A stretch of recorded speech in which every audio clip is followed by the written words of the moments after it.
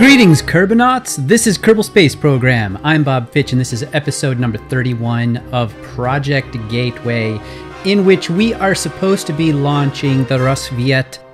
It's a mini Russian research module, but first, we have not analyzed our scans from the moon yet.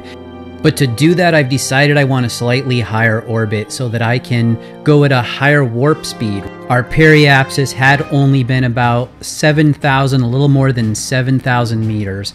So we're going to boost this orbit up to where I can go 100 times normal speed, and then we'll really get some good scans. However, when I actually go to check on it, I see two problems.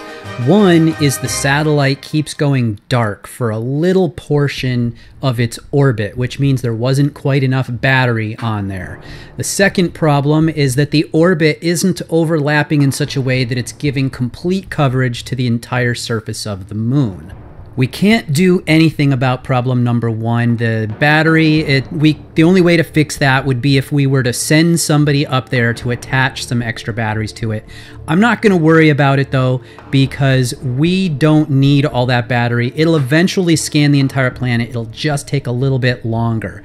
The second problem, we're going to just adjust our orbit a little bit with a little tiny burn, and then we'll have the entire moon scanned. To help me make sure that I don't make that same mistake again with the battery, which every now and then I do that, I just underestimate it unless I actually calculate out how much battery I need in a spreadsheet or something. I have created a formula using the new mod, the Kerbulator. In this, you're allowed to create your own formulas. So I have created a few here like liftoff cost and darkness, orbital period, and transfer time. If we take a look at my darkness formula that I created, you can see that I have entered in some information that'll allow me to calculate how many seconds of darkness there will be on each orbit. Taking a quick look at the data inside here, we can see that all I have to do is look at the current parent is what I'm orbiting. So this is my periapsis and apoapsis relative to the center. And then that gives me my axis by adding them together. My semi-major axis, I divide by 2. The minor axis, square root of multiplying those. Eccentricity, and this L thing, I don't even remember what that is called. Or H for that matter, these L and H. But ultimately what that means is I can put those into this formula down here with all this fancy math, arc, sine, this and that, and multiply all these things together. And that gives the number of seconds that this thing will be dark. So now if I click this, that runs it, and we can see here that in the worst case scenario, I will be 915 seconds in the dark. So now all I would have to do is look up here to see how much power I'm using. If you want to see it a little bit easier, you can do it just by creating a spreadsheet or just adding up all the values of things that you've put on your craft. Or you can go into a higher warp speed where the number gets more resolution, like this. And now when we go into the dark side of the planet here, this is going to turn into a purely negative number, and I'm currently running, what am I running? I'm running 10 times normal speed. Okay, so this is going to be 50 times normal. So I'll just take whatever negative number shows up here, and I will divide by 50, and that will give me how fast I'm burning through my power. The scans around the moon have given us a target now that we want to go and investigate. However, we do need to send an unmanned launch first, just like we did when we went to Minmus. And that means we need some communications around Moon, and then we need to send the satellite that's going to do the analysis, and maybe some sort of a lander to do the analysis down on the ground. But unfortunately, our TDRS satellites are not functioning. In the previous episode, or one of the previous episodes, I talked about how whenever I went into warp speed, they looked like they were okay, but if I was in normal speed, then some part on it, and I'm not sure which part because I didn't really look too close at it, was causing a whole bunch of the pieces to just sort of disappear. And that was making it so that I couldn't interact with my dishes, I couldn't power it up anymore, I couldn't really do anything with those satellites at all. So I've created a new TDRS satellite. This is the TDRS B. In the upper left is my TDRS B1, and it's the first launch of this second generation TDRS satellite, a tracking and data relay satellite. And in the lower right is TDRS B2. These will take over the functions of my current TDRS 1 and TDRS 2 that were launched way back in episode 1 when I sent up the Zarya module. And once they're both in orbit, it'll pave the way for me to be able to launch and send another satellite for communications around Moon itself. So the one in the bottom left is a Moon relay satellite. It will go there and orbit around the Moon, allowing the TDRS satellites to make a connection to it and it back to them, and then provide local communications, which will then pave the way for a lander to go and start analyzing the surface. If there wasn't already enough going on in the upper right, in a moment I'm going to put the VAB construction of the satellite that's on its way to the Moon. But right now we are deploying the solar panels on the first of my TDRS satellites. And you're going to say, where did you get those solar panels? Those are from the Near Future pack. So we're opening up these big, huge panels that I have absolutely no use whatsoever for all that power, but I can pretend that I do. They just look damn cool. That's the reason why I picked them. They're just really big and awesome. And in my mind, my satellite dishes are using a whole lot more power than they actually are. There's only about 8 to 10 more episodes left of Project Gateway, and I was thinking maybe when I go into my next series after this one, I might tweak some of the numbers to actually make it harder to do some of the things than it already is. Mostly with the power, actually. I think, well, not mostly, but partially with the power, fuel and things, just lots of different things to make it a little bit maybe more realistic, although not quite going so far as to take the realism overhaul mod. Anyway, we've deployed the satellites on the second TDRS. We're still constructing the one that's going to Moon in the upper right. The one in the upper left is currently circularizing at a geosynchronous orbit, or geosynchronous as the case may be. And in the bottom left, we are on our way to the Moon. Since both of my TDRS satellites are supposed to be geosynchronous, I was thinking that I might try out that new Kerbulator mod that I described and showed a little earlier to also enter in my orbital period calculator. My MechJeb window does that for me, but I wanted to see what would happen if I put it into the Kerbulator. And as it turns out, it actually comes up with a different value from MechJeb, although I think the one in MechJeb is more accurate. Now, in the bottom right, we have zoomed in to take a look at the fact that we are deploying all of our 5 dishes. These 5 dishes are supposed to point to the 5 different things that are of interest to me right now. We have Kerbin, Mun, Minmus, the KSS, and the other TDRS satellites. So 5 dishes for the 5 different targets. And now we are waiting in the bottom right until we get lined up so that we have 1 synchronous satellite above mission control and 1 synchronous satellite on the far side. In the upper left, this was back when we were actually getting the first one deployed, and in the bottom right, we're setting our satellite dish to point toward the TDRS satellites. So here we go, same thing in the upper left, we're deploying our satellite dishes, and then we'll go through and we'll mark all of our targets. Bottom left, we're also setting up a target to be pointing back to Kerbin, which will let it communicate with anything that's pointing back toward Moon. It could be the KSS, it could be a TDRS satellite, it won't matter, because we're not targeting a specific thing, we're targeting the planet and anything around the planet that happens to be pointing in our direction. And that brings us up to the point where we already had both new TDRS satellites up. The old ones are still there, but I am going to get rid of them. And we were sending the first of the 2 Moon satellites. satellites. Now, I'm not actually going to show most of the second one. This is going to be the first one because this is the most interesting one, actually, as it turns out. I started off by going until I had my ascending node and my apoapsis at the same point. And I stopped right there so that I could do my combined maneuver to reorient myself with the plane of Moon at the same time that I made my circularization.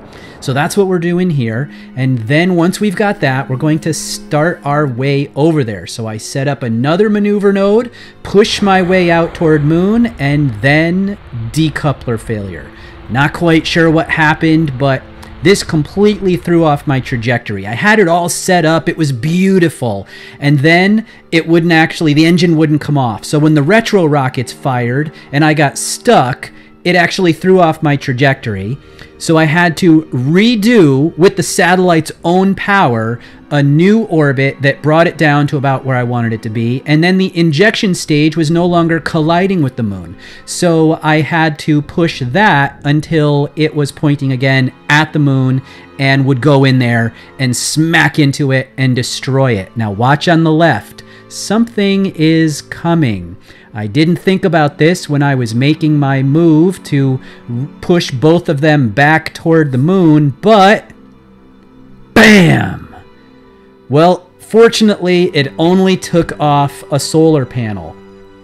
Unfortunately, once again, my trajectories are off. So both the satellite and the injection stage need to make another adjustment to get themselves back either colliding, as the case may be, or in a proper orbit. No problems at all setting up the satellite in its orbit, but when I go to the injection stage, it's having its remote tech bug where it just jitters instead of wanting to go where I want it to be.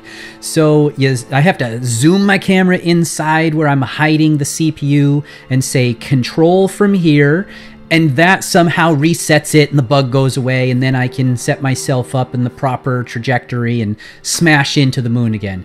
Taking a look at my satellite, I saw that everything looked like it was still okay, so we're going on with the mission as it was, and both of the satellite and the injection stage have now made it to Moon, and the injection stage, even though its orbit doesn't look like it's going to there, now it does. It's smashing into it. You can see it there, and I set up my quick circularization. After this, I'm going to go into an inclined orbit. It's sort of how I'm doing the KSS. What I've found is when you have the inclined orbit, there are certain times in the year where you have sun 24 hours a day. When you do a polar orbit, or not polar, well, it would be polar as well. When you do an equatorial orbit, you're always going to go into some dark relative to the sun. But when you're inclined, if you're up high enough so your apoapsis and periapsis are above and below the orbit and body, then sometimes during the year, you're going to get 24 hours of sunlight. So now we have jumped ahead in time again. This is where the second Moon satellite has just arrived and set up its circular orbit as well. Once they're both in position and both with their inclined orbits, I spend a little bit of time just fudging the orbital period of both satellites to get them to be about the same. I went for 7 hours and 20 minutes, and so this way, because one's on one side and one's on the other right now, if they stay with that 7 hours 20 minutes, they'll keep rotating around each other, and one will be on one side and one will be on the other, and I'll just have pretty good coverage all the time for anything that I might want to send to Moon now. Here's a really quick look at my new satellites. On a 2.5 meter rocket, I have made a sort of black and gold colored engine here. I'm not even quite sure exactly what I'd call this, but I'm imagining that this is one big engine unit with some monopropellant and liquid fuel and oxidizer inside here. We got lights on the bottom, and I've also attached my solar panel arms there. You can see those. That was just some struts with solar panels and hinges. We'll take that whole bottom off there. And you can see I've got some radiators down here on the bottom, and these are the arms for the communications with those dishes up on top. The monopropellant and these RCS engines are to fine-tune my orbit, and I put it into caps lock mode and I just tap on it one way or the other in order to make sure that I have exactly the 6-hour orbital period that I need for geosynchronous orbit. One more dish up top, another CPU, because one CPU wasn't enough down here. I need 2. This is a very complicated satellite. A strut and some batteries to hold that up, and oh look, another CPU in there. So yes, very complicated satellite with all those 5 different dishes that need communications. I have some railings on here just because I thought it looked cool, and some more lights and a big battery from near future and a gyroscope. The Moon communications satellite is much smaller than the other one because it only has 1 dish and therefore doesn't need as much battery for the dark side.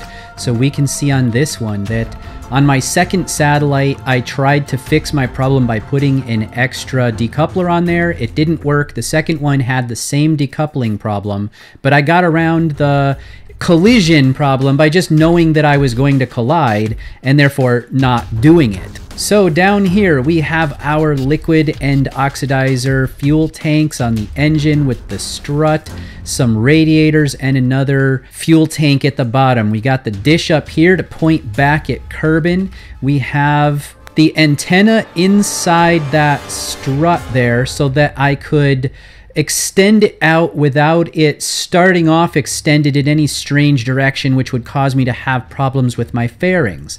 We have a couple solar panels on the side here, as well as 8 other radially attached solar panels, which you can see here. So there's one set of 4 right there, which is attached to a battery and some lights, and another set of 4 right there. Gyroscope, CPU, and remote tech antenna.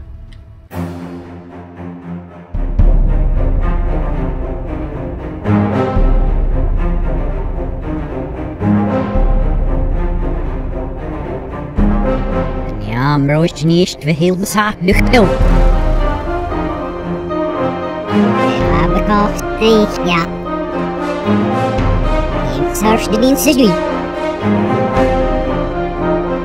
Verder breek zijn. Ik zei me. Zie, was niet. Hij darf, zit was niet. Hij weer worden zit. Zo both trophy black net wild. Snow. Step out 16 years. Doing is not as good. Step out 16 young if you net was blocking it. Size is in the past. We must this new. Ja, we both ja. Was niet honor net low. Guys, darf sits the other page, just need to net, we do it. We're typing him up, or you're sitting with us, so the way you go about it. I know where the boundary you're there. It's your now. It's your now, yet, no see the floor.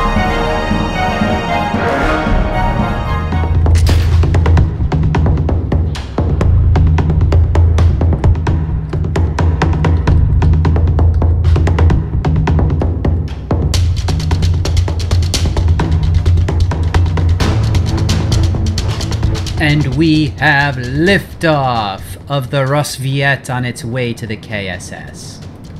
In our dimension, this brings us up to flight number 99 of 143. It was launched on Atlantis STS-132 in May of 2010. Rassvet means dawn in Russian. It's also known as the Mini Research Module number 1 or MRM-1, and it used to go by the name Docking Cargo Module or DCM. Atlantis also brought up an extra ICC with some gear on it. Oh, here we go. We have Miko. We're going to have first stage separation, and pretty soon the fairing will go. That's a procedural fairing. And then our payload will be visible. We have a good second stage ignition, so we continue on our way. So the ICC I mentioned, it was supposed to bring up some extra stuff. There were supposed to be 6 battery ORUs, a new S-Gant, that's the space-to-ground antenna, a new S-Gant, and both of those are going to be on a future launch for me, probably next episode instead of this one, because, well, I'm looking at the time, I'm seeing it, we're 19, almost 20 minutes already, and I'm just still getting this module launched. So this is going to be a long episode, I can tell right now, and we'll have to do anything that was supposed to be on Atlantis in the next episode as well as this one. Almost had that rendezvous set up, and it's getting pretty easy actually to set these things up. Just kind of get it to intercept the orbit at the right spot, move that ascending node, and bam! You're right there. It's coming up on the KSS now. I'm still using that second stage to do my velocity matching with the KSS, and once that's done I can decouple that and let it go up and dock on that upper stage, that tug stage, but there's probably way more fuel than I needed on this if I'm just using that thing in order to, not to rendezvous, but just to dock and go home. Come to think of it, that's been something that's been bothering Bob Kerman up on the station just a little bit. He keeps on seeing these stages come up to the station full of fuel or full of extra mass of some kind or another that we don't need, and we end up just sending it back to the planet and venting a lot of the extra fuel and letting it be destroyed. And that stuff is expensive sometimes too, you know? So he's been thinking lately that maybe what we want to do is, instead of him being so focused on the EVAs, I think he wants to get down on the ground next time. He's gotten a lot of EVA practice. He wants to start training the young guys on how to do EVAs, as well as keep an eye on the project and make sure that we're being super efficient with all of our launches. So coming up in the next series, which is only less than 10 episodes, like 8 to 10 episodes away, in the next series, we're going to have Bob focusing on efficiency. So he's going to make sure that rockets only go up with exactly what they need in order to do whatever it is that they need to do. So here at the station, this Soyuz capsule is in the way of where I need to dock. So I'm trying to figure out how to get my 3 Kerbals back in who came up here in it, and for some reason only one could get in. Well, that's okay, I suppose. We'll have to find some way to have a rescue craft for the other guys. I can't do anything about it now. I have to move this away, or else this Rassvet is not going to be able to dock. So Voss is taking the Soyuz home.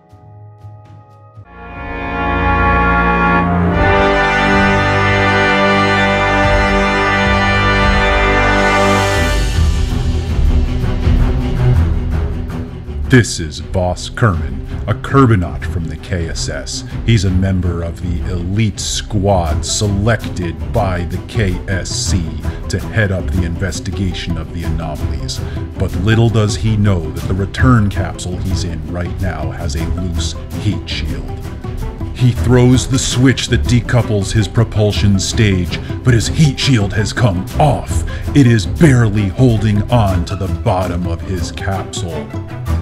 Right now, adrenaline is coursing through his veins as he tries to decide what to do next. The temperatures on the outside of his hull are rising. He needs to hold his capsule steady so that the heat shield doesn't come off and leave the bottom of his capsule vulnerable to deadly re-entry. Voss Kerman is fighting for his life as the temperatures rise and things begin to explode.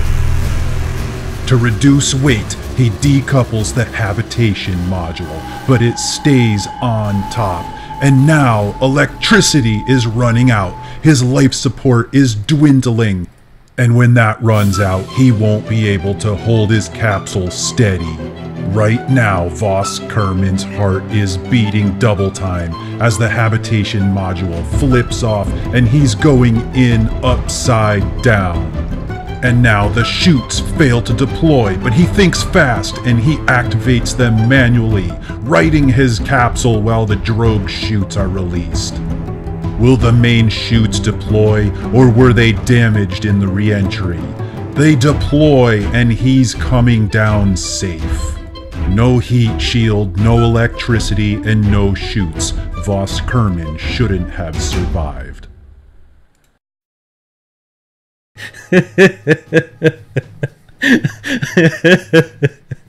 Oh, that was cool. So when I'm making this stuff, I don't actually get to see what it's like sometimes until I've put it all together, because I have to like string all the clips together, and then I have to narrate it, and then I have to apply the voice effects like I did in that one. And it isn't until I'm actually watching it right before I go on to the next segment, like I'm doing here, that I get to see what I just did in the way that you guys are gonna see it. And that was really cool. I hope you agree, but I ended up really liking that. Okay, there it is. The Rassvet is now in place. We'll take a little sweeping look around and make sure everything's exactly the way that we like it, that they're all pointing in the right direction and everything. And then later we'll come out and we'll decouple that space tug and send it home. But right here, Bob Kerman's going out for his EVA. We're gonna clean off this junk here. We don't need those RCS jets anymore. They were only on there to get it into place. There's one on each side. We'll grab those and just move them down onto that space tug that's about to head home anyway. So there we go, there's number one, and we'll flip around to the other side where you get a really good look at the Rassvet, because you can see the little mini airlock and a radiator there. This is probably a good time to go take a look at this, actually. And here's the Rassvet in the vehicle assembly building. You can see that I have it on the 2.5 meter, as well as a procedural fairing, because all this stuff up at the top here was sticking out too much to fit inside a KW rocketry fairing. So I used procedural instead. We have our tug on the bottom here, and then this is basically one welded part other than the docking nodes on the two ends, the RCS jets that let me get it into place, and 3 lights on the outside. But if I took all that off, you're looking at one welded part right there otherwise. This little spot right here represents a grapple fixture that would allow a robotic arm to grab onto this part and put it into place. This represents an airlock that's supposed to go on the multi-purpose lab module, and this is a radiator that's supposed to go on the multi-purpose lab module. But I have them welded into the part, so I won't be able to take them off and move them over to that MLM once it comes time, otherwise known as the Nauka. It's supposed to be about 3.6 meters tall. You can see that it's a little over 3 meters tall right here, but it's not quite 3.6. Up to here would be 3.6, maybe just a little bit above this point right there. But it's really close, and it was close enough. The space tug has undocked, and Bob is supervising as it backs away from the station and turns itself back toward Kerbal, where we can go and deorbit it. With the Rassvet now in place, we have 4 good docking nodes for things like Soyuz and Progress and ATVs. Until this, there were only 3. The original plan actually called for a much larger module to be up here docked onto that same docking node.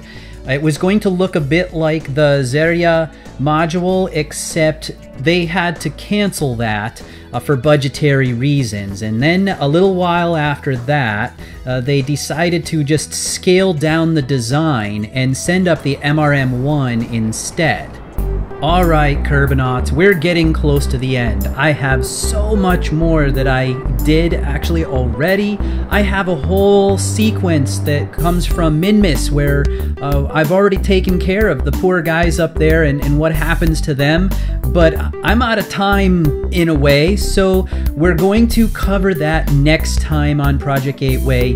Also next time we have ELC4 that needs to go up, also the Leonardo permanent module. We're going to do a little bit more investigation of what's going on at Moon. We have a cargo carrier that has to bring up some stuff like an ammonia replacement tank, the Escant antenna, 6 orbital replacement units for batteries. We have an extra high pressure tank we're going to put out on the Quest module. We need to continue the story with Joseph, figure out what we're going to do with the research bases here and whether we're going to do something at Moon.